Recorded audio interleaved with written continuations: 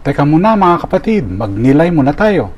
Alam mo ba na may mga uri ng punong igos o fig tree na kayang tumubo sa gitna ng matitigas na bato? Ang kanilang mga binhi ay sumisiksik sa maliliit na bitak at sa paglipas ng taon, unti-unting lumalawak ang mga ugat hanggang mabiyak ang bato at magkaroon ng buhay sa tila imposibleng lugar. Ngayon, ipinagdiriwang natin ang paggunita kina San Joaquin at Santa Ana, ang mga magulang ng mahal na Birheng Maria. Pagamat sa mata ng mundo sila ay ordinaryo, sa pamamagitan ng kanilang pananampalataya, inihanda ng Diyos ang malinis na puso ni Maria na naging daan ng ating kaligtasan. Paalala ito na ang tahimik at tapat na pananampalataya ay kayang magbago ng kasaysayan. Sa aklat ng Exodus, Israel enters into covenant with God.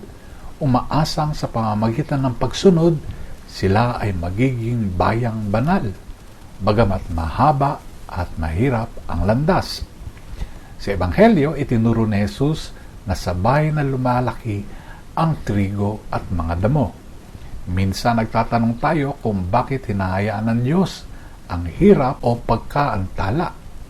Ngunit sa tamang panahon, mananaig ang mabuting binhi.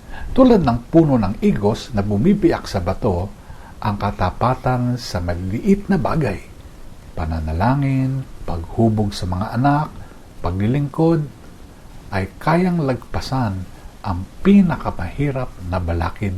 Ngayong araw, itanong natin ang ating sarili, tulad ba ako ni San Joaquin at Santa Ana na matyagang naghahasik ng pananampalataya? Nagtitiwala ba akong kahit sa mga tagong gawain, kumikilos ang Diyos? Pagnilayan po natin ito. Amen.